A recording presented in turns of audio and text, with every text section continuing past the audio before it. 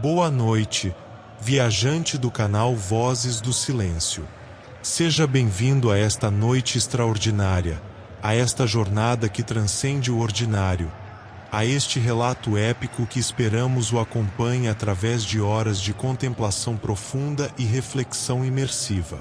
Você encontra-se agora em um momento especial, um espaço único onde o tempo parece adquirir uma qualidade diferente, mais fluida, mais maleável aos propósitos da narrativa e da compreensão histórica genuína. Prepare seu coração e sua mente para uma odisseia extraordinária, uma jornada de mais de um século através das histórias, das glórias, das dores, das alegrias supremas e dos momentos de incerteza que definiram permanentemente uma instituição única no futebol sul-americano. Não se trata meramente de um relato técnico de campeonatos conquistados e troféus levantados aos céus, embora certamente falaremos sobre essas glórias materializadas em vidro e ouro. Não, viajante. Esta é uma história muito mais profunda e significativa.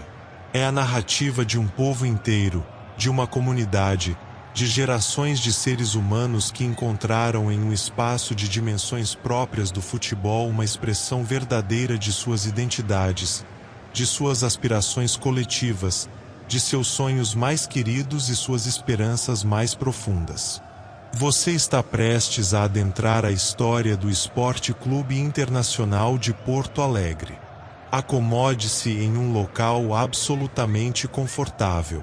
Apague as luzes que vê à sua volta, se for possível.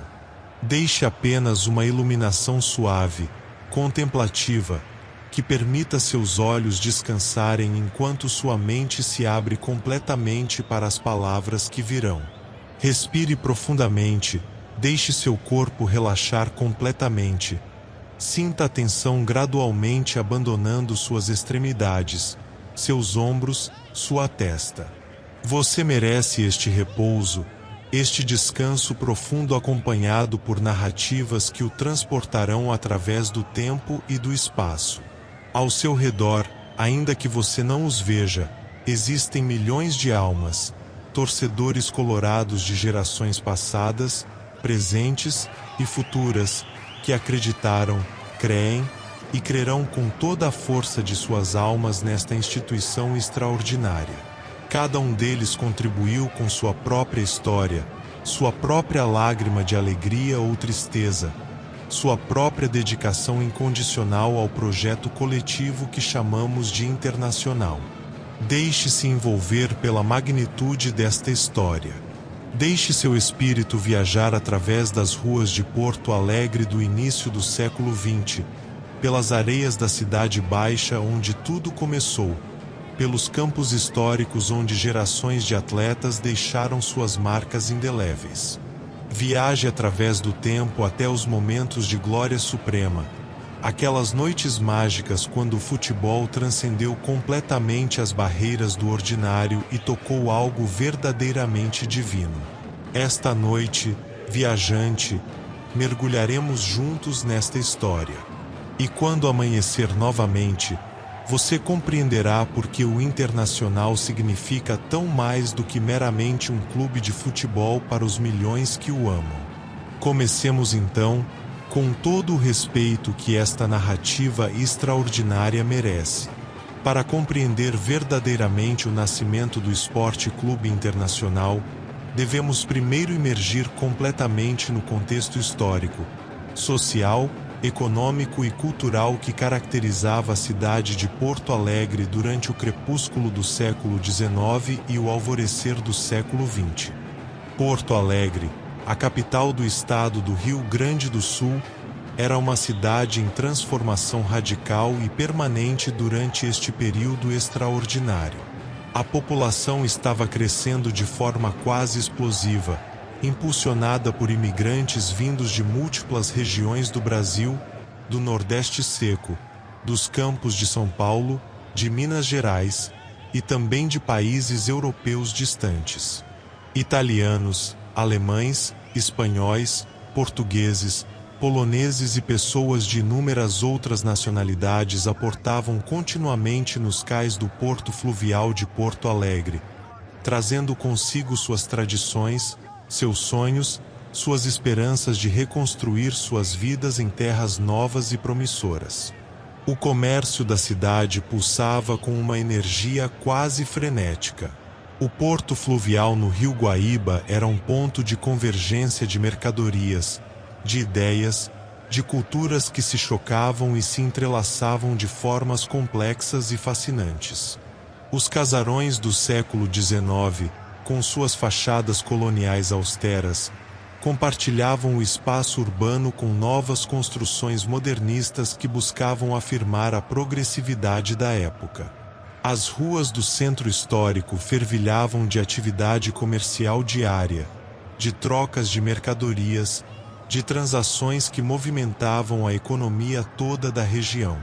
Neste contexto de transformação profunda, existiam na cidade de Porto Alegre 2 clubes de futebol já estabelecidos, com histórias, tradições e estruturas organizacionais bem definidas. O primeiro era o Grêmio Futebol Porto Alegrense, fundado em 1884 por iniciativa de uma elite porto-alegrense ligada aos comerciantes alemães e europeus. O Grêmio rapidamente se converteu em instituição de extrema importância social, reunindo ao seu redor a elite econômica, política e cultural da cidade. Seus jogadores frequentemente provinham das famílias mais ricas, seus dirigentes eram homens de grande influência, seus torcedores eram pessoas de posição social elevada. O segundo clube era o Futebol Clube Porto Alegre, fundado também durante aquele período e que compartilhava características muito semelhantes com seu concorrente. Também era profundamente ligado à comunidade germânica local, também servia aos interesses da elite burguesa de origem europeia, também praticava exclusão institucionalizada como princípio fundamental de seu funcionamento.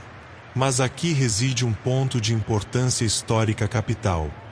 Estes 2 clubes, apesar de suas diferenças em detalhes, compartilhavam uma característica profundamente excludente que definia sua essência mesma. Eles simplesmente não aceitavam como membros pessoas que não atendessem a critérios muito específicos de origem étnica, status social e conexões familiares. Um trabalhador portuário, por mais talentoso que fosse como jogador de futebol, não poderia nunca ser membro do Grêmio. Uma criança filha de comerciante italiano de classe média, por maior que fosse seu amor pelo esporte, não encontraria espaço nos quadros de nenhum destes 2 clubes já estabelecidos. Isto criava uma divisão profunda, visível, racial e sistemática na sociedade esportiva porto-alegrense. O futebol, este esporte que estava crescendo exponencialmente em popularidade durante aquele período, permanecia acessível apenas para uma fração diminuta e elitista da população. A grande maioria das pessoas, as classes trabalhadoras urbanas, os pequenos comerciantes, os imigrantes de nacionalidades menos prestigiosas na hierarquia social local, os afrodescendentes que sofriam discriminação sistemática, permanecia completamente excluída daquela prática esportiva organizada. Foi exatamente neste contexto de exclusão sistemática e injustiça institucionalizada que emergiu uma figura de importância histórica fundamental: Henrique Pope Leão. Henrique Pope Leão era o mais velho de 3 irmãos paulistas que chegaram a Porto Alegre por volta do ano de 1901. Seus irmãos eram José Eduardo Pope Leão e Luiz Madeira Pope. Estes 3 homens provinham de uma família de comerciantes paulistas com recursos moderados, não pertenciam à elite tradicional, mas possuíam algo que era talvez mais valioso do que qualquer riqueza material. Possuíam ideias, visão de futuro e um compromisso genuíno com princípios de justiça social que estavam muito à frente de sua época. Henrique, Em particular, era um homem extraordinário. Rapidamente após sua chegada a Porto Alegre, estabeleceu-se como jornalista prolífico e inteligente, colaborando com diversos periódicos da época. Trabalhava para o jornal A Federação, que era a publicação oficial do Partido Republicano Rio-Grandense, um partido que, naquela época, ainda mantinha alguns ideais progressistas remanescentes da República nascente. Mas Henrique também colaborava, de forma talvez ainda mais significativa, com publicações voltadas especificamente para os grupos minoritários e marginalizados de Porto Alegre. Escrevia para o jornal O Exemplo, um periódico absolutamente inovador para a época que se destinava especificamente à população negra de Porto Alegre e que abordava questões de importância vital para aquela comunidade historicamente oprimida e discriminada. Esta escolha de Henrique era extraordinária, um homem branco, de origem paulista, dedicando seu tempo e talento jornalístico para amplificar as vozes que a sociedade preferia manter silenciadas. Isto revelava profundamente a natureza verdadeira de suas convicções. Henrique Pop Leão não era um simples defensor teórico de igualdade e inclusão social. Era um ativista genuíno, um mobilizador político, um homem que acreditava fundamentalmente que a democracia deveria ser algo vivo e respirante em todas as esferas da sociedade, inclusive no esporte. Ele acreditava, com uma convicção que parecia roçar o terreno do sagrado, que todo ser humano, independentemente absolutamente de sua origem, sua raça, sua classe social, sua nacionalidade, merecia acesso genuíno e democrático às oportunidades de participação na vida cultural e esportiva de sua comunidade. Seus dois irmãos compartilhavam profundamente estas mesmas convicções. Durante sua estadia anterior em São Paulo, eles haviam desenvolvido uma paixão verdadeira pelo futebol, haviam participado de atividades esportivas, haviam compreendido a importância cultural daquele esporte emergente na vida das comunidades brasileiras. E quando olhavam para a situação em Porto Alegre, viam exatamente o mesmo padrão excludente, o mesmo sistema de privilégio concentrado que haviam observado em São Paulo. Mas em Porto Alegre, aquela exclusão era ainda mais gritante porque era tão sistemática, tão absoluta, tão completamente institucionalizada. Durante o período que precedeu a fundação oficial do Internacional, havia na Cidade Baixa, um bairro populoso de Porto Alegre, perto das margens do Rio Guaíba, caracterizado por grande diversidade social, por população mista de trabalhadores portuários, comerciantes modestos, imigrantes recém-chegados. Um grupo bastante numeroso de jovens rapazes e algumas moças que compartilhavam uma paixão comum pelo futebol. Estes jovens, com idades variando entre 16 e 20 anos, reuniam-se regularmente em diversos pontos da Cidade Baixa. Frequentavam o estúdio de fotografia de Júlio Calegari, que ficava localizado em frente ao porto de Porto Alegre, em um local que permitia que eles observassem a vida portuária enquanto conversavam sobre suas vidas e seus sonhos. Reuniam-se em outros locais também, nas ruas da região do Areal da Baronesa, em pontos de encontro informal onde grupos de amigos se juntavam para conversar, para brincar, para fantasiar sobre a possibilidade de participar regularmente em um esporte que lhes era completamente negado pela estrutura social vigente. Muitos destes jovens eram filhos de secundaristas que haviam deixado suas cidades natais no interior do Rio Grande do Sul, viajando até Porto Alegre em busca de educação formal e perspectivas econômicas melhores.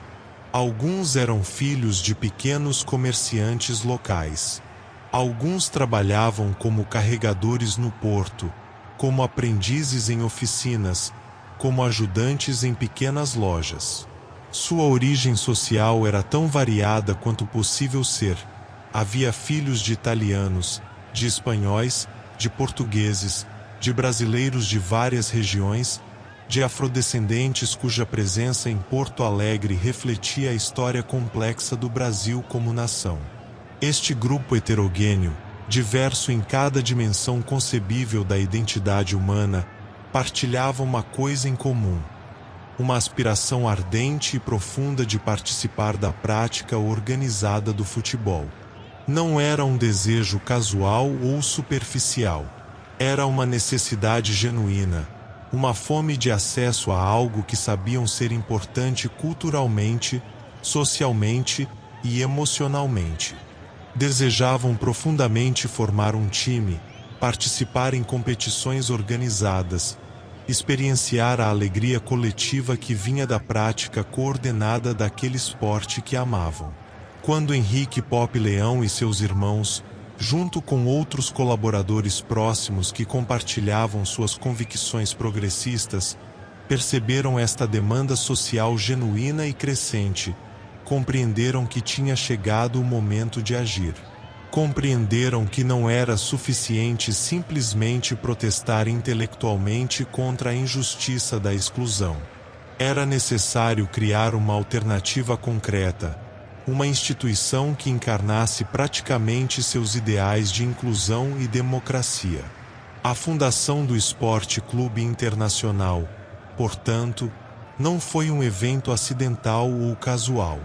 Foi um ato político deliberado, uma declaração clara e inequívoca de intenções, uma rejeição explícita do modelo excludente que havia dominado o esporte da cidade até aquele momento.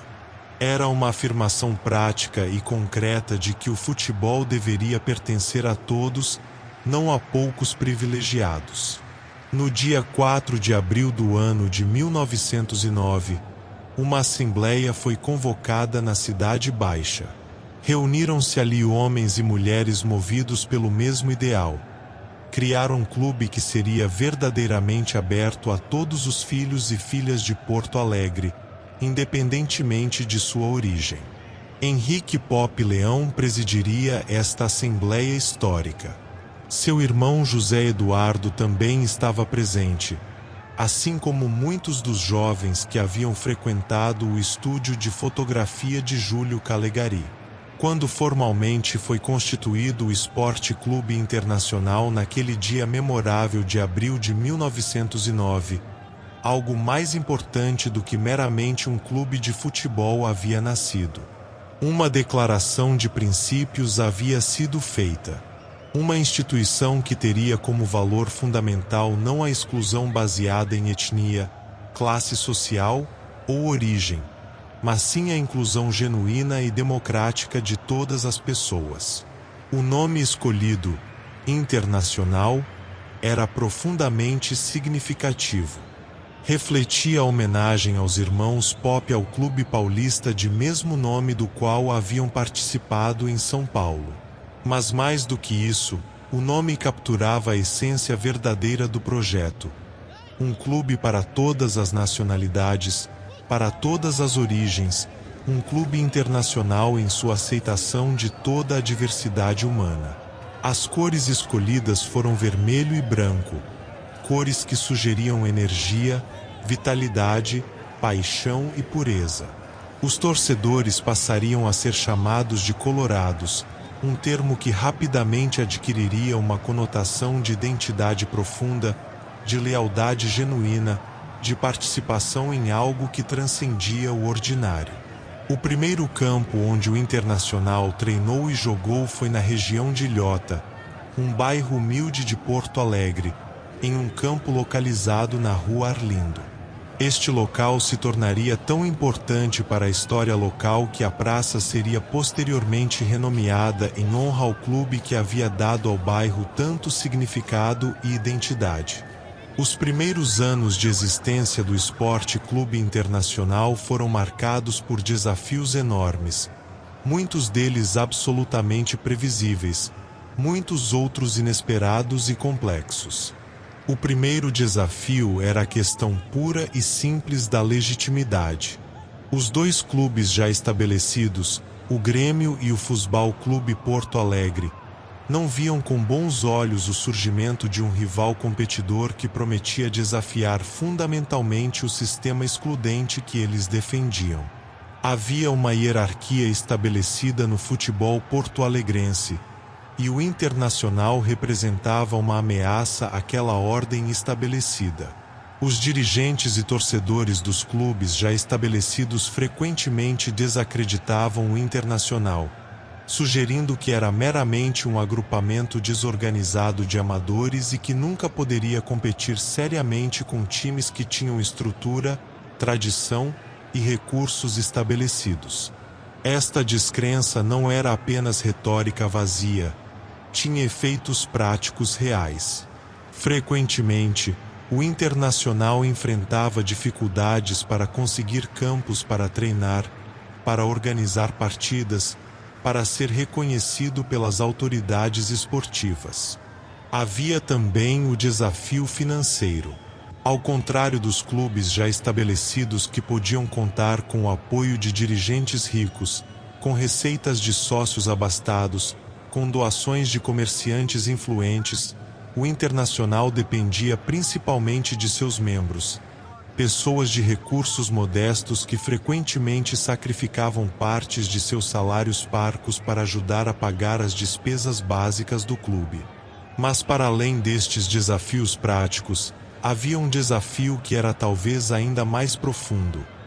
O desafio de provar, através do campo de jogo, que o Internacional era uma força futebolística legítima e respeitável. Durante estes primeiros anos, o time do Internacional frequentemente enfrentava seleções informais, partidas amistosas contra times de bairros, confrontos contra os grandes clubes já estabelecidos. Alguns resultados foram vitoriosos, outros foram derrotas amargas que alimentavam as críticas daqueles que questionavam se o Internacional realmente tinha direito de ser considerado um clube de futebol de verdade. Mas gradualmente, muito gradualmente, algo extraordinário começou a acontecer. O Internacional começou a vencer sistematicamente suas partidas. A qualidade do futebol praticado melhorou notavelmente. Os jogadores do Internacional, apesar de recursos limitados, apesar de falta de estrutura profissional, começaram a demonstrar um nível de técnica, de inteligência tática, de dedicação que era absolutamente comparável e frequentemente superior ao dos times já estabelecidos. Em 1913, o Internacional conquistou a Taça Metropolitana de Porto Alegre. Esta vitória, embora possa parecer modesta quando comparada aos grandes títulos que viriam depois, foi de uma importância histórica e simbólica absolutamente monumental para a instituição naquele momento. Provou definitivamente que o Internacional não era uma instituição social bem intencionada, mas ineficaz. Era sim uma força competitiva legítima, respeitável e potencialmente dominadora no futebol porto-alegrense. Nos anos que se seguiram, os anos de meados dos anos 10 até o final dos anos 20, o Internacional continuou seu desenvolvimento progressivo e consistente. A qualidade técnica melhorou. Os jogadores começaram a ganhar experiência e maturidade. O apoio dos torcedores cresceu exponencialmente, porque havia algo verdadeiramente inspirador em ver um clube que havia começado como um ato de rebeldia social transformar-se em uma força futebolística respeitável. A proposta inovadora do clube, uma instituição aberta a todos, que praticava inclusão genuína em vez de exclusão sistemática, ressoava profundamente com a população de Porto Alegre, particularmente entre as classes trabalhadoras, entre os imigrantes recém-chegados, entre os grupos sociais que haviam sido historicamente marginalizados pela elite tradicional. O Internacional ganhou uma importância que transcendia completamente o terreno do esporte. Muitos daqueles que frequentavam o estúdio de fotografia de Júlio Calegari nos primeiros anos do clube permaneceram associados à instituição por décadas, tornando-se dirigentes, treinadores, torcedores leais cuja identidade se entrelaçava profundamente com a história do clube. Em 7 de setembro de 1927, um momento de importância histórica capital foi alcançado. O Internacional conquistou seu primeiro campeonato gaúcho oficial reconhecido pela Federação Estadual. O jogo decisivo foi disputado no Estádio da Baixada, um estádio que pertencia ao Clube Grêmio. A simbologia disto é impossível de ser ignorada. O Internacional, o clube dos excluídos, o clube que tinha sido desacreditado pela elite estabelecida, conquistou seu primeiro título oficial exatamente no terreno do seu maior rival elitista. O adversário era o Bagé, um time respeitável proveniente do interior do estado. O resultado foi absolutamente impressionante. Internacional 3, Bagé 1. A margem de vitória era não apenas confortável, mas totalmente dominadora. Em 2 tempos de 40 minutos cada, conforme o regulamento da época, o Internacional havia demonstrado uma superioridade clara e inquestionável. Este jogo de 7 de setembro de 1927 marca definitivamente o ponto de transição na história do clube. A partir daquele momento em diante, o Internacional não seria mais um clube emergente tentando ganhar respeito. Seria sim uma potência estabelecida, destinada a dominar o futebol gaúcho durante as décadas que se seguiriam. Após a conquista do primeiro campeonato gaúcho em 1927, o Esporte Clube Internacional iniciou um empreendimento que seria absolutamente transformador não apenas para a história da instituição, mas também para a história urbana de Porto Alegre como um todo. O clube decidiu construir seu próprio estádio. Durante todos estes anos desde sua fundação, o Internacional havia sido obrigado a jogar em campos alugados, em estádios que pertenciam a outras instituições, em locais onde era constantemente lembrado de sua condição de recém-chegado que ainda não havia ganho legitimidade plena. Agora, com seu primeiro título oficial conquistado, era hora de afirmar permanentemente seu lugar no futebol gaúcho através da construção de uma casa que fosse verdadeiramente sua. O local escolhido foi estratégico, o bairro de Menino Deus, uma área que era em grande parte residencial, habitada por trabalhadores urbanos e pequena burguesia, precisamente as pessoas que frequentavam o Internacional. O estádio seria batizado de Estádio dos Eucaliptos, nome que evocava a natureza, a simplicidade, a conexão com as terras gaúchas. A construção do Estádio dos Eucaliptos levou vários anos. Era um empreendimento ambicioso para uma instituição que não tinha recursos ilimitados. Cada real gastado tinha de vir de contribuições de sócios, de receitas de partidas amistosas, de pequenas doações de comerciantes locais que acreditavam no projeto. Os trabalhadores frequentemente trabalhavam voluntariamente na construção, contribuindo com seu próprio labor para criar a casa que seria sagrada para gerações futuras. Quando finalmente foi inaugurado em 1931, o Estádio dos Eucaliptos representava muito mais do que apenas um local onde o futebol seria jogado. Era um monumento físico aos ideais fundadores do clube.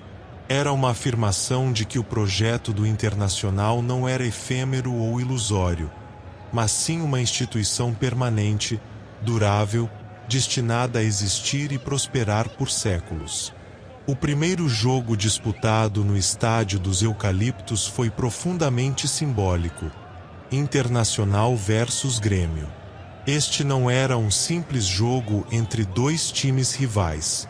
Era uma confrontação entre dois mundos, dois modelos de futebol, Duas visões absolutamente diferentes de como o esporte deveria ser organizado socialmente. O resultado foi absolutamente esmagador para o Grêmio. Internacional 3, Grêmio 0. Aquele resultado não foi coincidência, não foi fruto do acaso. Era uma declaração política feita através do futebol. O Internacional havia chegado. Havia chegado para ficar. Havia chegado para dominar. Nos anos que se seguiram à inauguração do Estádio dos Eucaliptos, entre 1931 e meados dos anos 40, o Internacional experimentou uma ascensão meteórica que não tinha precedentes no futebol gaúcho. O clube conquistaria campeonatos estaduais com uma frequência e uma dominação que deixava todos seus rivais completamente para trás. Durante este período, o Internacional ganhou um apelido que se tornaria eternamente associado com aquela era de glória: o rolo compressor. O apelido evocava perfeitamente o futebol praticado pela equipe colorada. Não era um futebol bonito apenas pela técnica individual, embora possuísse isso em abundância. Era um futebol que era devastador em sua eficiência, em sua organização coletiva, em sua capacidade de anular completamente seus adversários. Contra o rolo compressor do Internacional, os times rivais encontravam apenas derrota. Era como se o Internacional pisasse sobre todos os seus competidores, compactando-os, eliminando qualquer resistência antes que pudesse sequer se organizar. O pico de domínio absoluto chegou em 1945, quando o Internacional conquistou algo que nunca seria repetido no futebol gaúcho: o título de hexacampeão gaúcho. Isto significa 6 campeonatos estaduais conquistados de forma absolutamente consecutiva, sem qualquer interrupção, sem permitir que qualquer outro clube quebrasse a sequência de vitórias. Este feito extraordinário foi selado em outubro de 1945, em uma partida decisiva na Timbaúva, estádio do clube Força e Luz. O adversário era o Pelotas, um time respeitável do interior do estado. A vitória do Internacional foi clara, consolidando um domínio que havia durado ininterruptamente desde 1939. Durante toda esta era do rolo compressor, os grandes clubes do eixo Rio-São Paulo, especialmente o Flamengo e o Santos, percebiam o crescimento extraordinário do Internacional e faziam ofertas financeiras absolutamente vultosas para seus melhores jogadores. Ofereciam salários que eram praticamente astronômicos comparados ao que um trabalhador comum poderia ganhar em um ano inteiro. Ofereciam fama, projeção nacional, possibilidades de carreira que transcendiam o futebol estadual do Rio Grande do Sul. Frequentemente, notavelmente frequentemente, os grandes jogadores do Internacional recusavam estas ofertas tentadoras. E isto não era por falta de compreensão do que significariam aqueles salários.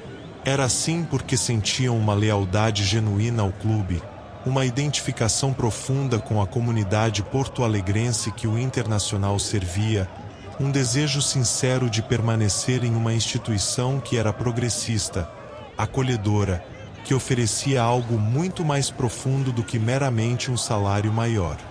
Durante os anos 40, aquele período extraordinário de vitórias consecutivas, o Internacional consolidou sua posição inquestionável como o maior clube do sul do Brasil. Já não havia dúvida sobre isso. Qualquer pessoa que acompanhasse o futebol gaúcho sabia que o Internacional era a força dominante, indiscutível, incomparável. E com aquele domínio futebolístico veio uma transformação social ainda mais profunda. A identificação do Internacional com as classes populares porto-alegrenses, que havia começado com o próprio conceito fundador do clube, aprofundou-se ainda mais. O Inter não era apenas um time vencedor. Era o time do povo. Era o clube do povo, conforme era frequentemente chamado com carinho genuíno pelos torcedores e pela imprensa local da época. As torcidas cresciam exponencialmente entre os trabalhadores urbanos, entre os comerciantes de pequeno porte, entre os imigrantes de várias nacionalidades, entre os diferentes grupos sociais que encontravam no Internacional uma expressão genuína de suas aspirações, de seus valores, de sua identidade coletiva como comunidade. Havia algo profundamente importante nisso. O Internacional representava a possibilidade de que pessoas comuns, pessoas que trabalhavam com as mãos, pessoas que não possuíam conexões com a elite tradicional, poderiam ter algo belo e importante e transcendente em suas vidas. Poderiam ter um time, uma comunidade, uma identidade coletiva que era respeitada, que era vitoriosa, que era genuinamente sua. Conforme os anos 40 avançavam e o Internacional continuava suas vitórias quase ininterruptas, começou a emergir a ideia de um projeto ainda mais ambicioso.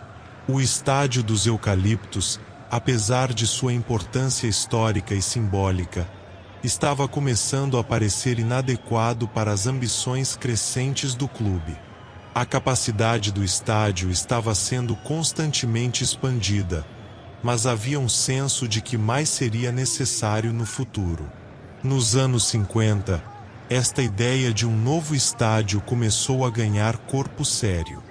Em setembro de 1956, o vereador Efraim Pinheiro Cabral, um homem que estava profundamente envolvido com o futebol, que havia presidido o Internacional em diversas ocasiões anteriores, apresentou um projeto inovador à Câmara Municipal de Porto Alegre.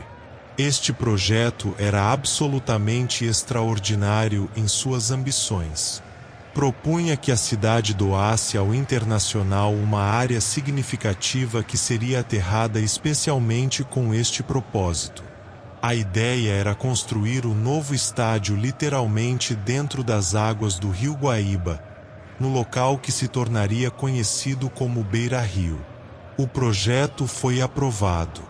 Porto Alegre, a cidade que havia nascido do trabalho daqueles que haviam vindo para suas margens em busca de oportunidades, decidiu honrar o clube que havia representado a inclusão genuína, doando um pedaço da própria terra para que fosse construída uma estrutura que se tornaria uma das mais icônicas do futebol sul-americano. A construção do estádio Beira-Rio foi um empreendimento de proporções quase épicas. O projeto não era apenas uma questão de engenharia e arquitetura desportiva. Era sim uma transformação urbana de importância capital. Literalmente, a cidade seria transformada pela adição de um novo espaço, um espaço que havia sido aterrado de dentro das próprias águas do Rio Guaíba. Antes que o estádio pudesse ser construído, era necessário realizar o aterramento. Trabalhadores com picaretas, pás, carrinhos de mão, construíram gradualmente um pedaço de terra firme onde antes havia apenas água. Era trabalho árduo, trabalho que durava horas sob o sol escaldante ou sob a chuva. Mas havia um senso de propósito que impelia os trabalhadores adiante. Estavam criando algo permanente, algo que duraria por séculos. Enquanto o aterramento e a construção do novo estádio prosseguiam, o Internacional continuava jogando no Estádio dos Eucaliptos. Os times do Internacional durante todo este período de construção permanecia competitivo e frequentemente vitoriosos. Mas havia uma sensação de que algo maior aproximava-se, algo que transcenderia completamente a fase anterior da história do clube. Quando o Beira-Rio foi finalmente inaugurado para receber os jogos do Internacional, o estádio apresentava uma capacidade muito maior do que seu antecessor, permitindo que dezenas de milhares de torcedores colorados pudessem acompanhar simultaneamente os jogos de seu amado time. O estádio era moderno, era imponente, era digno de um clube que havia demonstrado sua importância no cenário futebolístico. Enquanto isto acontecia, o futebol brasileiro estava experimentando transformações profundas. O campeonato nacional estava começando a se organizar de forma mais estruturada. A chegada da Copa do Mundo de 1950, realizada no Brasil, havia elevado a importância do futebol brasileiro no cenário internacional e havia estimulado o desenvolvimento de competições organizadas em nível nacional. O Internacional percebia que, para permanecer relevante e importante, seria necessário expandir seus horizontes além das fronteiras gaúchas. Seria necessário competir no nível nacional, era necessário buscar títulos que só poderiam ser conquistados através da competição contra os melhores times de outras regiões do Brasil. Durante os anos 50 e particularmente durante os anos 60, o Internacional iniciou sua transformação histórica de um gigante regional indiscutível para um gigante nacional com aspirações continentais. As participações em competições nacionais durante aquele período não trouxeram títulos imediatos. Havia ainda muito a aprender, ainda muitos ajustes táticos e estratégicos a serem feitos para competir no nível nacional mais elevado. Mas no futebol gaúcho estadual, o Internacional continuava dominante e praticamente imbatível. Durante todos os anos 50, 60, 70, 80 e além, o Internacional continuaria conquistando inúmeros campeonatos gaúchos consecutivos, mantendo sua hegemonia praticamente absoluta sobre seus rivais locais, particularmente sobre o Grêmio. A rivalidade entre Internacional e Grêmio, conhecida coloquialmente como Grenal, estava se tornando uma das maiores e mais intensas rivalidades do futebol mundial. Era comparável em paixão, em importância histórica, em intensidade emocional a rivalidades lendárias como o clássico entre Real Madrid e Barcelona na Espanha, ou o derby della Madonnina entre Inter de Milão e AC Milan em Milão. Cada Grenal era muito mais do que um simples jogo entre dois times. Era uma reafirmação de identidades rivais, era uma luta pelo respeito mútuo e pela supremacia local, era uma questão que dividia de Porto Alegre inteira. Havia bairros onde o Internacional era absolutamente dominante na filiação de torcedores. Havia bairros onde o Grêmio mantinha sua base tradicional. Famílias inteiras eram divididas pela rivalidade. Pais e filhos frequentemente torciam para times diferentes, criando dinâmicas complicadas e apaixonadas durante todo o período do futebol gaúcho. Durante esta época de transição em direção ao cenário nacional, o Internacional começou a construir meticulosamente times que conquistariam destaque inquestionável em competições nacionais. A chegada de novos atletas talentosos vindos de outras regiões do Brasil, de São Paulo, de Minas Gerais, do Rio de Janeiro, trouxe uma infusão de novas ideias táticas, de novas técnicas, de novas perspectivas sobre como o futebol deveria ser jogado. Simultaneamente, o desenvolvimento de um futebol ofensivo, criativo, absolutamente encantador começava a emergir nas equipes coloradas. Havia uma identidade tática clara se formando.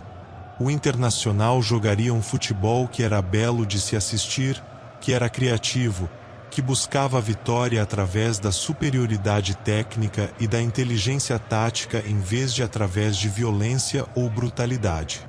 Era durante este período transformador, durante os anos 60, que começariam a surgir nomes que marcariam sua presença importante e indelével na história gloriosa do clube. Nomes que se tornariam sinônimos de excelência, de dedicação, de vitória extraordinária. Valdomiro era um desses nomes.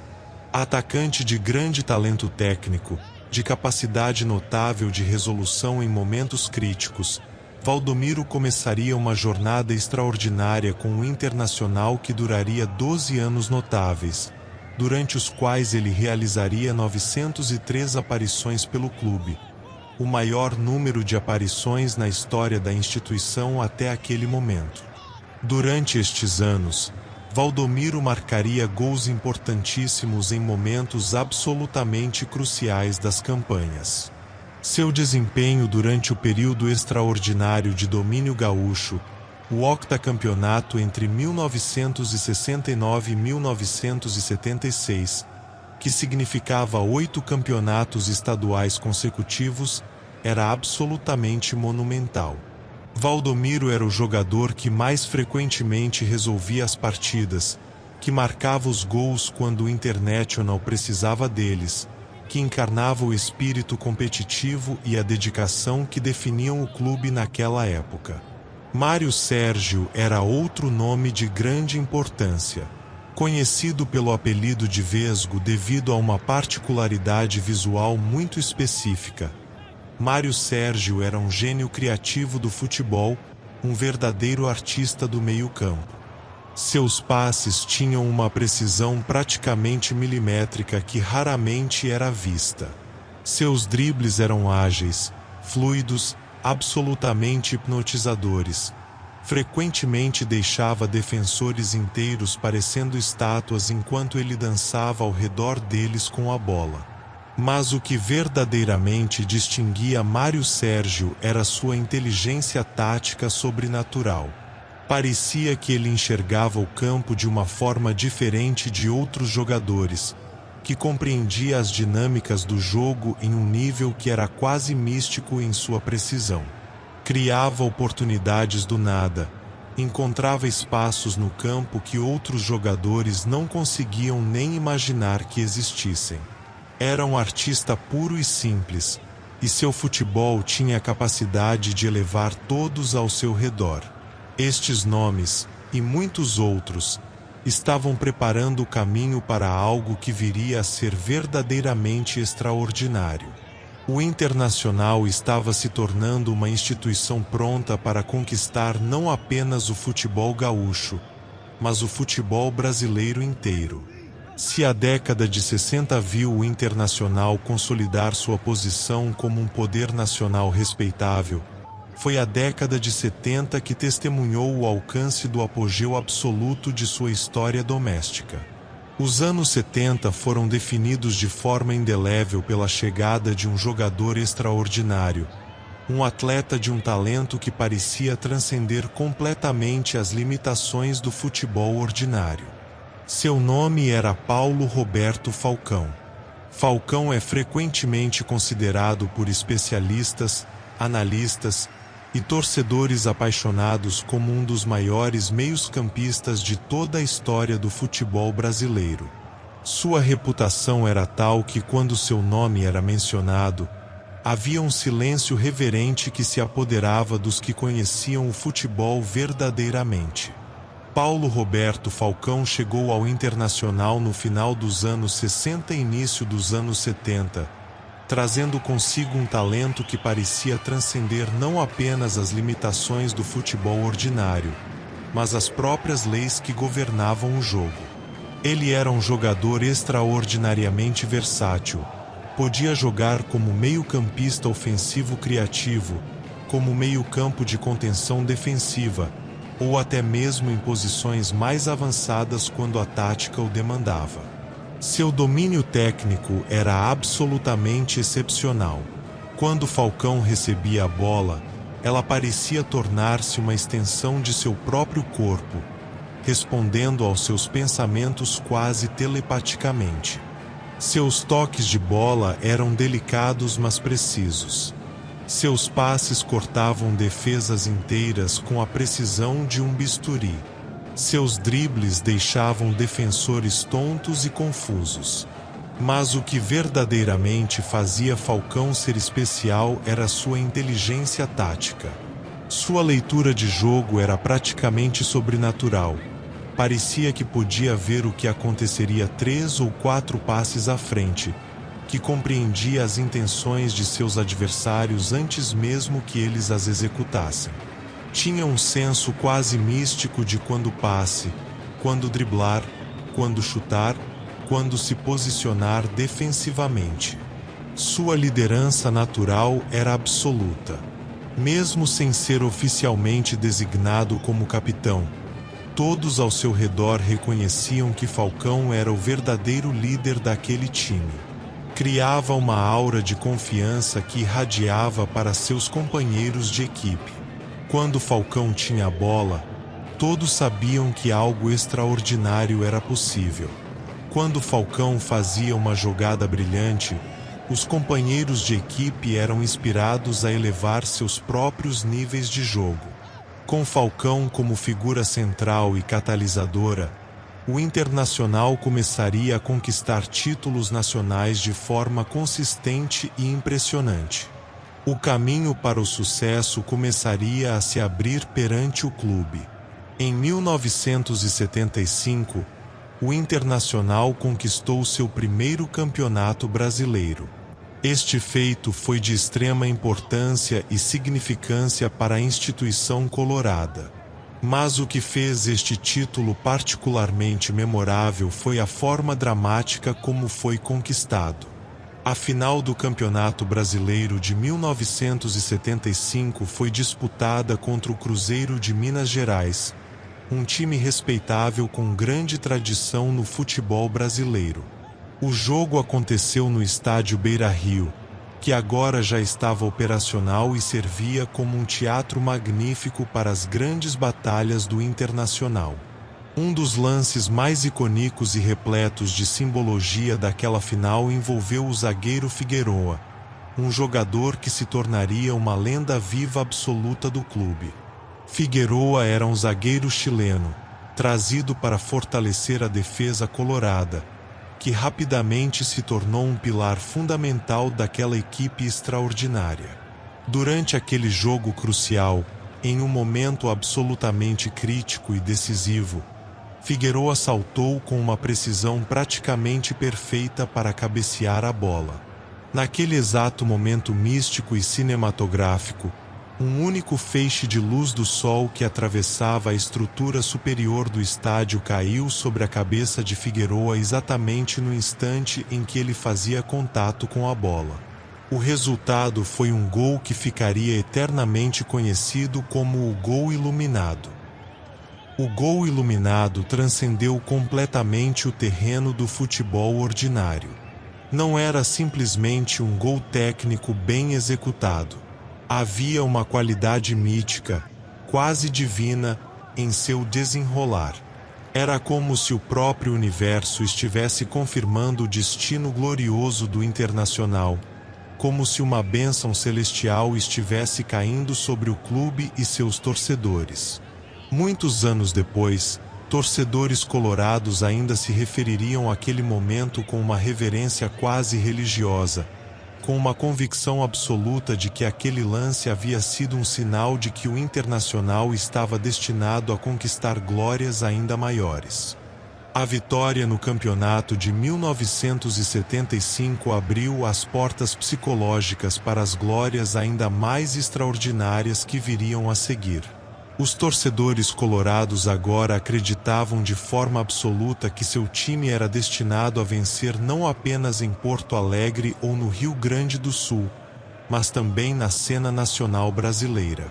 Em 1976, o Internacional repetiria o feito memorável, conquistando novamente o Campeonato Brasileiro com uma dominação absoluta que deixava todos seus competidores completamente para trás. Este segundo título consecutivo estabelecia uma dinâmica de vitória que se tornaria praticamente inarredável.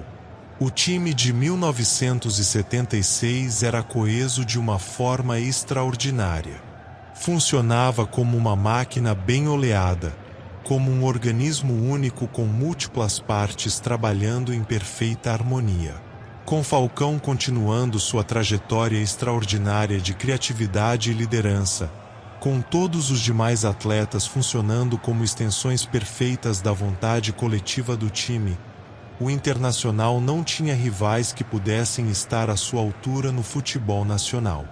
As vitórias chegavam com uma consistência quase monótona. O futebol praticado era bonito, fluido, encantador. O espírito de equipe era exemplar. Havia uma sensação de inevitabilidade que rodeava o time. Quando o Internacional tomava campo, parecia que apenas uma coisa era possível: a vitória. Mas a tríada de glória se completaria apenas 3 anos depois, em um momento de apogeu ainda maior do que tudo que havia vindo antes. Em 1979, o Internacional conquistaria seu 3º campeonato brasileiro, e desta vez de uma forma ainda mais impressionante e dominadora que tudo quanto havia sido visto antes. O time de 1979 foi praticamente invicto durante a campanha inteira. Não era apenas uma questão de vencer. Era a forma como venciam que era extraordinária. Cada jogo era uma demonstração de domínio técnico, de organização tática, de execução praticamente perfeita do que havia sido planeado. O Internacional estabelecia um padrão de excelência raramente visto antes ou depois no futebol brasileiro. Os torcedores colorados orgulhavam-se não apenas da vitória conquistada em si, mas sobretudo da forma impecável e absolutamente dominadora como ela havia sido conquistada através de um futebol criativo, inteligente e bem executado.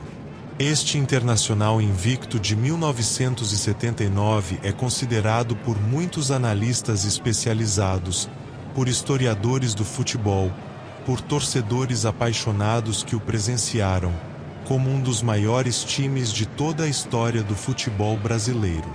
É comparável em qualidade apenas aos maiores elencos de todos os tempos, ao time de 1970 da seleção brasileira que conquistou a Copa do Mundo, aos Santos de Pelé da década de 60, aos times mais lendários que já vestiram a camisa amarela. Além de Paulo Roberto Falcão, a figura mais icônica daquele período, o Internacional de 1975 a 1979 contava com diversos outros atletas extraordinários que contribuíram fundamentalmente para as conquistas memoráveis do período. Valdomiro, como mencionado antes, era absolutamente central nas conquistas nacionais do período. Participaria de todos os 3 títulos brasileiros entre 1975 e 1979, marcando gols importantíssimos em momentos absolutamente cruciais das campanhas. Durante o octacampeonato gaúcho entre 1969 e 1976, seu desempenho era tão notável que o consolidaria permanentemente como um dos maiores jogadores da história completa do clube. Durante toda sua extraordinária carreira com o Internacional, que duraria aproximadamente 12 anos em seu primeiro período com a instituição, Valdomiro realizaria 903 aparições pelo clube. Este era o maior número de aparições na história da instituição até aquele momento, um recorde que falava volumes sobre sua dedicação, sua lealdade, sua capacidade de estar presente nas mais importantes campanhas do clube. Marcou uma quantidade absolutamente significativa de gols importantes, gols que frequentemente decidiam partidas, gols que vinham em momentos cruciais quando o Internacional precisava deles mais desesperadamente.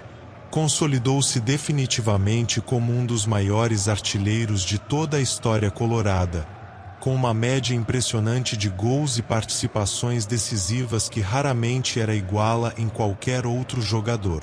Figueroa, o zagueiro que havia marcado aquele gol iluminado na final de 1975, continuaria sendo absolutamente fundamental para as vitórias que se seguiriam. Era o zagueiro líder daquele time extraordinário dos anos 70. Seu desempenho excepcional nas 3 conquistas brasileiras foi absolutamente notável e merecedor de toda admiração e respeito.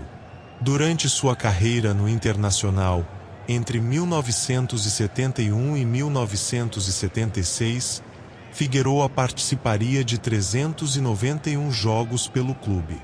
Notavelmente, mesmo como defensor, marcaria 33 gols, uma quantidade extraordinária que testificava sua capacidade de contribuir ofensivamente quando o time o demandava. Figueroa acumularia ao longo de sua carreira no clube 4 bolas de prata da revista Placar, a publicação que era considerada a maior autoridade em prêmios individuais do futebol brasileiro, e uma bola de ouro. Estas honrarias significativas refletiam diretamente seu desempenho consistente de altíssima qualidade, sua capacidade de ser absolutamente confiável em todos os momentos.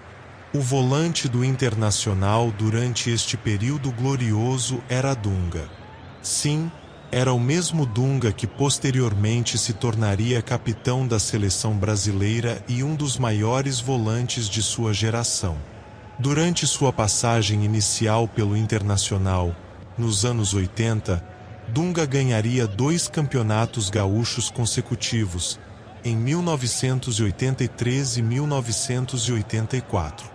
A era de domínio do Internacional nos anos 70 deixou um legado profundo e absolutamente duradouro que perduraria por décadas. O futebol praticado era bonito, ofensivo, criativo, inteligente em sua essência absoluta.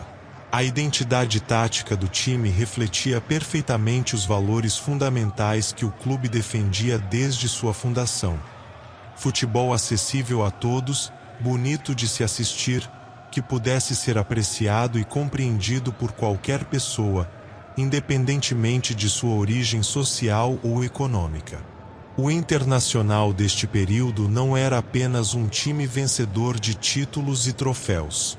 Era um time que jogava futebol em sua forma mais pura, inspiradora, artística e elevada.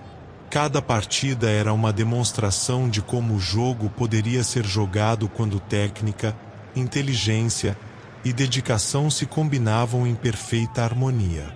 Os anos 80 trouxeram desafios novos e mais complexos para o Esporte Clube Internacional. A instituição colorada havia experimentado um sucesso tão extraordinário durante os anos 70 que havia criado expectativas absolutamente elevadas entre torcedores, dirigentes e até mesmo entre os próprios jogadores. Após o sucesso extraordinário e praticamente sem precedentes dos anos 70, com 3 campeonatos brasileiros, inúmeros títulos gaúchos, domínio praticamente absoluto no futebol nacional.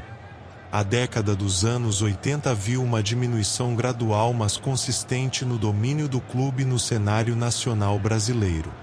As competições se tornaram progressivamente mais equilibradas e competitivas. Novos competidores emergiram com estrutura profissional impressionante, com investimentos de capital, com capacidade de atrair os melhores talentos do futebol brasileiro. O futebol brasileiro como um todo começava a mudar seu perfil tático e estratégico de forma fundamental. São Paulo estava se consolidando como uma potência nacional. O Flamengo continuava tendo grande importância. Vasco da Gama, Atlético Mineiro e outros clubes começavam a estruturar times altamente competitivos. O cenário não era mais dominado por um único clube, mas era sim um mercado competitivo onde múltiplos times podiam concorrentemente vencer. O Internacional não desapareceu completamente do cenário competitivo nacional, mas passou sim por um período de menor protagonismo em nível nacional.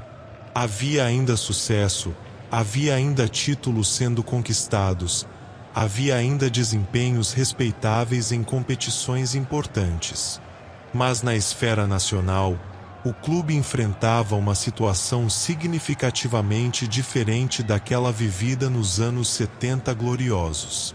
Já não havia a sensação de invencibilidade, já não havia a certeza absoluta de que cada competição seria conquistada.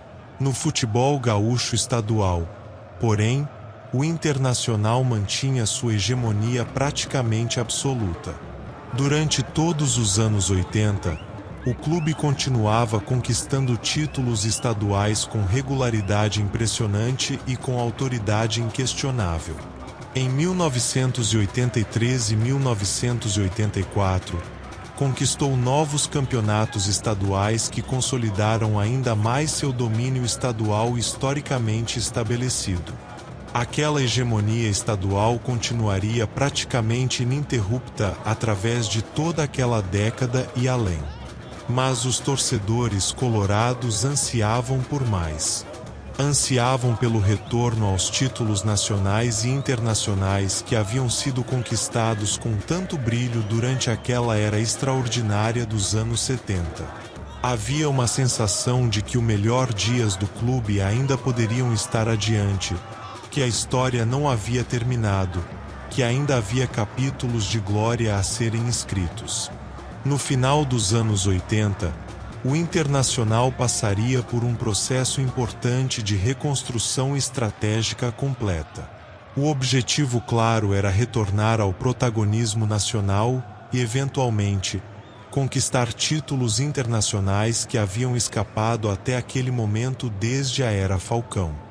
Este período viu a chegada de novos técnicos inovadores com ideias progressistas, novas estratégias táticas adaptadas ao contexto dos anos 80, e a integração cuidadosa de jogadores vindos de outras regiões do Brasil com experiência nacional valiosa.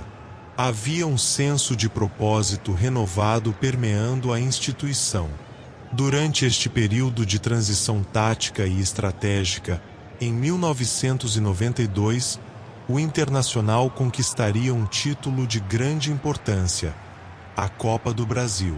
Esta vitória significativa, embora única em sua história em relação àquela competição doméstica específica, foi absolutamente significativa por demonstrar que o clube ainda possuía a qualidade competitiva necessária para vencer em torneios de importância máxima mesmo depois do período mais sombrio de sua história moderna.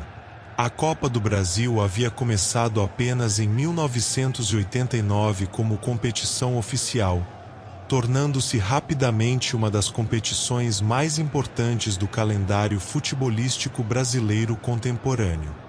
Para o Internacional conquistar aquela competição em sua primeira participação relativamente séria demonstrava que a instituição tinha capacidades que não tinham desaparecido completamente. A década de 90 foi absolutamente importante para o Internacional não apenas pelos títulos conquistados, mas também pela transformação estrutural profunda da instituição em todas as dimensões. O estádio Beira-Rio continuava sendo o lar sagrado do Internacional, funcionando cada vez mais como um símbolo vivo de sua história e tradição contínua. A gestão do clube foi sendo renovada constantemente, com dirigentes novos trazendo perspectivas frescas e ideias inovadoras. Novas estruturas administrativas foram implementadas progressivamente, modernizando processos que haviam permanecido os mesmos durante décadas. Um processo de profissionalização crescente foi acontecendo em todas as esferas da instituição, desde a administração até o departamento técnico e o futebol em si. Havia um sentido claro de que o Internacional estava se preparando para algo maior, que a reconstrução estava em curso, que os melhores dias ainda estavam adiante. A espera mais longa da história do Esporte Clube Internacional finalmente terminou em um momento extraordinário, emotivo, quase místico. Após 41 anos dolorosos sem conquistar um título internacional de importância genuína, esperando desde a derrota amarga na final da Copa Libertadores de 1980, o clube finalmente voltaria a experienciar a glória continental no cenário internacional sul-americano em escala que transcendia completamente qualquer coisa que haviam imaginado.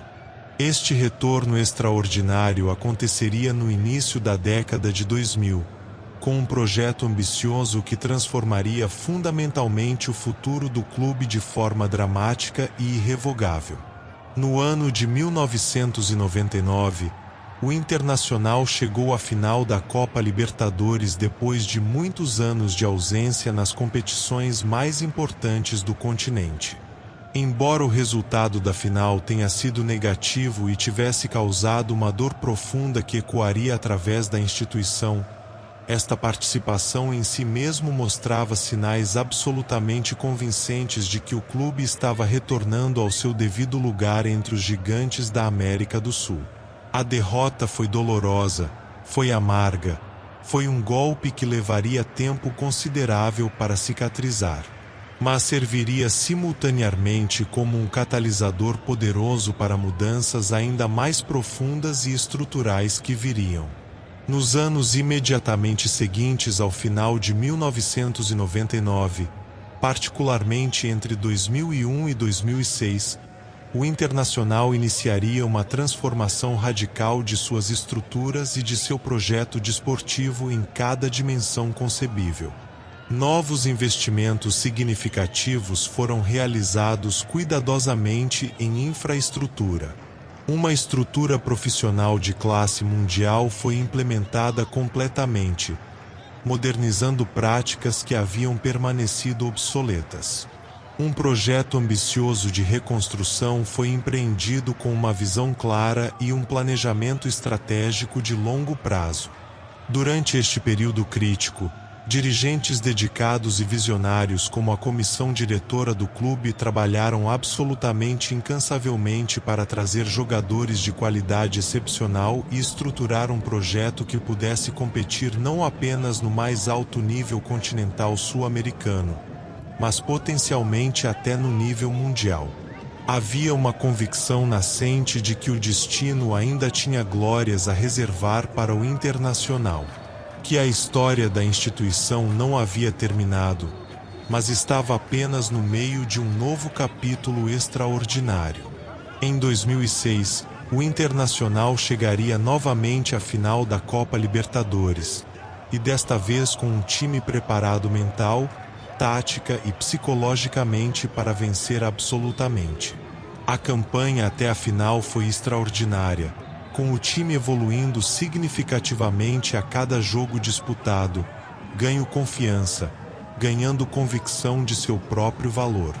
Na final decisiva, o Internacional enfrentaria o São Paulo, seu rival histórico respeitável e um dos times mais tradicionais e vitoriosos do Brasil. A final foi disputada em 2 jogos, como era a tradição consolidada daquela época no torneio internacional. No primeiro jogo, disputado no Morumbi em São Paulo, o estádio do São Paulo, repleto até a impossibilidade com torcedores apaixonados que esperavam uma vitória de seu time em seu próprio terreno, o Internacional realizou um desempenho que será recordado para sempre nos anais da história do clube. O São Paulo tentou aproveitar seu estádio repleto, sua tradição, sua história vitoriosa. Porém, o Internacional saiu daquele jogo com uma vitória surpreendente e absolutamente memorável. 2-1, com Rafael Sobis marcando 2 gols absolutamente memoráveis naquela noite histórica. Rafael Sobis era um atacante jovem, dinâmico, rápido, inclinado a marcar gols em momentos absolutamente cruciais. Seus 2 gols no Morumbi marcaram de forma permanente sua entrada na história do clube como um dos heróis indiscutíveis desta conquista histórica e extraordinária. Sobis retornaria ao Internacional mais tarde em sua carreira e conquistaria ainda mais títulos e glórias, mas seus gols naquela noite de 2006, naquele jogo que abriu as portas para glórias maiores ainda, são considerados por muitos torcedores e analistas como o marco inicial absoluto do ressurgimento colorado espetacular no cenário internacional sul-americano. O segundo jogo foi disputado no Beira-Rio, diante de uma torcida em estado de êxtase puro que vibrava a cada toque de bola. O estádio inteiro parecia estar respirando como um único organismo vivo, pulsante de esperança, de convicção, de fé absolutamente inabalável na vitória. O Internacional confirmou sua vitória naquele jogo histórico e conquistou a Copa Libertadores de 2006, seu primeiro título na competição máxima do continente. 41 anos de espera havia terminado. A maldição havia sido quebrada. O Internacional voltava aos píncaros da glória continental. Esta vitória histórica na Libertadores de 2006 abriu as portas magnificamente para ainda mais glórias absolutamente impensáveis. Apenas alguns meses depois, em dezembro de 2006, o Internacional disputaria a Copa do Mundo de Clubes da FIFA, realizada no Japão, a competição que reunia os melhores clubes do planeta em um torneio de altíssimo nível. Nesta competição de altíssimo nível e intensidade, o Internacional enfrentaria o melhor futebol do mundo inteiro. Times europeus de classe mundial que representavam a tradição futebolística do velho mundo, times sul-americanos de grande força e tradição histórica. E venceu em confrontos memoráveis contra todos esses adversários extraordinários. Na final absolutamente decisiva, a partida que decidiria quem seria coroado campeão mundial de clubes, o Internacional enfrentaria o Barcelona, um dos maiores times europeus de toda a história completa do futebol. O Barcelona era comandado por técnicos brilhantes e contava em seus quadros com jogadores de classe mundial indiscutível. O jogo foi disputado no Estádio Internacional de Yokohama, no Japão, sob uma pressão descomunal que era praticamente tangível. O Barcelona, com jogadores da qualidade cristalina de Ronaldinho Gaúcho em seu auge criativo absoluto, Samuel Eto'o em seu pico de forma física e técnica, e outros atletas de classe mundial indiscutível, era claramente favorito segundo todas as análises especializadas da época. Porém, o Internacional jogou futebol extraordinário naquela noite memorável. O time era coeso de uma forma impressionante, bem estruturado taticamente sob comando técnico firme, e absolutamente determinado a escrever história de uma forma que poucos acreditavam ser possível. O resultado foi um dos maiores feitos da história da Copa do Mundo de Clubes da FIFA. Internacional 1, Barcelona 0. Adriano Gabiru marcou o gol decisivo que transformaria a história do clube e do futebol sul-americano para sempre. Esta vitória transformou o Internacional em campeão mundial de clubes oficial, reconhecido pela FIFA como o melhor clube de futebol do planeta em 2006. Tornou-se o terceiro clube brasileiro a conquistar este título máximo, depois apenas do Santos de Pelé na década de 60 e do São Paulo nos anos 90. Esta conquista do Mundial de 2006 não foi apenas importante para o Internacional como instituição desportiva. Teve um profundo impacto e significado no futebol brasileiro como um todo. Provou de forma conclusiva que o futebol brasileiro ainda era absolutamente competitivo ao nível mais elevado, mesmo quando enfrentava os gigantes europeus de primeira magnitude que eram considerados praticamente inarrebatíveis.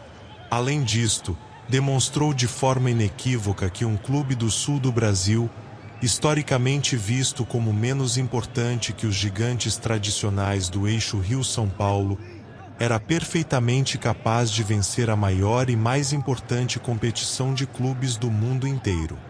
Chegamos agora ao final desta jornada extraordinária através de mais de um século de história, de paixão, de dedicação, de alegrias supremas e de dores profundas.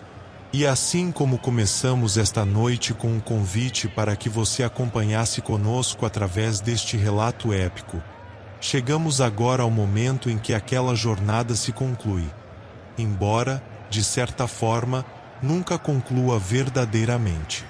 Porque a história do Esporte Clube Internacional é uma história que continua sendo escrita a cada dia. Cada partida é um novo capítulo. Cada vitória e cada derrota adiciona novas camadas ao tapestre complexo que é a instituição colorada. Os torcedores de hoje estão escrevendo sua própria história, estão vivendo sua própria narrativa, estão criando memórias que um dia serão recordadas com o mesmo carinho e reverência com que recordamos os feitos das gerações que nos precederam. Durante estas horas em que nos acompanhaste através desta narrativa, desde os primórdios revolucionários da Cidade Baixa até o apogeu do Mundial em Yokohama, esperamos ter conseguido transmitir algo muito mais profundo do que meramente os fatos históricos, embora certamente temos abordado esses fatos com precisão e respeito. Esperamos ter comunicado o espírito verdadeiro do Internacional.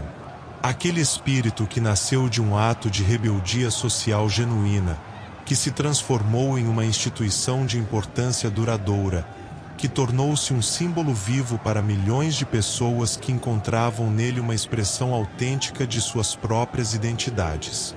O Internacional é, em sua essência mais profunda, muito mais do que um clube de futebol ordinário. É uma comunidade, é uma família, é um espaço onde pessoas de todas as origens sociais, étnicas, econômicas, se reúnem sob um sentimento comum de pertencimento e de esperança. Desde sua fundação em 1909 até os dias de hoje, quando você nos escuta nestas noites tranquilas, o Internacional manteve viva uma mensagem fundamental: que o futebol deveria pertencer a todos, que o esporte deveria ser acessível a todos, que uma pessoa comum, trabalhador ou trabalhadora, poderia ter algo belo, importante e transcendente em suas vidas. Os valores fundadores permanecem vivos. A inclusão genuína, a democracia real, a oportunidade para todos. Estes princípios não foram simplesmente ideias dos primeiros anos. Foram incorporados permanentemente na DNA da instituição. Continuam orientando as decisões tomadas hoje. Continuarão orientando as decisões tomadas nas décadas futuras. Os torcedores colorados, que vêm de absolutamente todas as partes da sociedade porto-alegrense, que se distribuem através de todas as classes sociais, de todas as origens étnicas, de todas as regiões do Brasil e do mundo, são a prova viva de que aquela visão fundadora foi realizada. Aquela comunidade que os irmãos Pop e seus colaboradores sonhavam em 1909 existe hoje em escala que eles provavelmente não conseguiam nem imaginar plenamente. Milhões de pessoas em todo o Brasil e em todo o mundo identificam-se como coloradas. Carregam aquela identidade com orgulho genuíno. Encontram nela uma fonte de força, de identidade, de conexão com algo maior do que eles mesmos. Os momentos de glória, os 3 campeonatos brasileiros dos anos 70, o octacampeonato gaúcho, a Copa Libertadores de 2006, o Mundial de Clubes, esses momentos serão recordados para sempre. Serão passados de pais para filhos, de gerações em gerações, como narrativas que elevam o espírito, que recordam aos torcedores do que seu clube era capaz. Mas igualmente importantes são os momentos de dificuldade, os períodos de frustração, os momentos em que o futebol não saía como planejado. Porque foi através desses desafios que o caráter verdadeiro do clube e de sua torcida foi revelado. Foi através desses momentos difíceis que a lealdade genuína foi demonstrada, não quando tudo estava fácil, mas quando as circunstâncias demandavam dedicação absoluta mesmo quando a vitória parecia impossível. Nesta noite, enquanto você repousa e contempla esta história, queremos que saiba que você é parte dela. Se você é um torcedor internacional, você é um portador vivo de uma tradição que se estende através de um século inteiro. Você é o futuro da instituição. Você é aquele que continuará escrevendo a história nos anos e décadas vindouros. Se você não era um torcedor internacional quando começou a nos ouvir, mas foi movido pela narrativa, pelos valores, pela beleza da história que compartilhamos, talvez tenha encontrado uma razão para olhar para o futebol de uma forma diferente. Uma forma que compreende que esporte é mais do que meramente jogadores e troféus. É comunidade, é identidade, é esperança. Que o descanso que você terá esta noite seja profundo, restaurador e preenchido com sonhos que reflitam as glórias que compartilhamos. Que amanhã você desperte revitalizado, pronto para encarar seus próprios desafios e suas próprias jornadas com o espírito que caracteriza os colorados. Um espírito de inclusão, de democracia, de determinação, de amor genuíno pelo que é verdadeiramente importante na vida. O Esporte Clube Internacional espera por você. A comunidade de colorados que se estende através de gerações, através de continentes, através de todas as barreiras que tentam nos dividir, aquela comunidade permanece viva, pulsante, respirante de esperança e convicção. Talvez em alguma noite futura, em algum momento em que a escuridão e a dúvida atormentarem seu coração, você recordará de algo que ouviu nesta noite. Recordará da coragem dos irmãos Pop, da dedicação de Valdomiro, da genialidade de Falcão, da perseverança do Internacional através de décadas de desafio e reconstrução. E talvez aquela recordação será suficiente para lhe dar a força que você necessita para continuar, para acreditar que coisas melhores são possíveis, para lutar por um mundo que seja mais inclusivo, mais democrático, mais justo, exatamente como o Internacional tentou ser desde seu nascimento naquela Assembleia Revolucionária na Cidade Baixa em 1909. Boa noite, viajante do canal Vozes do Silêncio. Descanse bem, e que seus sonhos sejam tão belos quanto a história que compartilhamos. O Internacional e toda a comunidade de colorados que o cercam está sempre aqui, sempre esperando, sempre convocando você para ser parte de algo maior do que você mesmo. Que você durma em paz.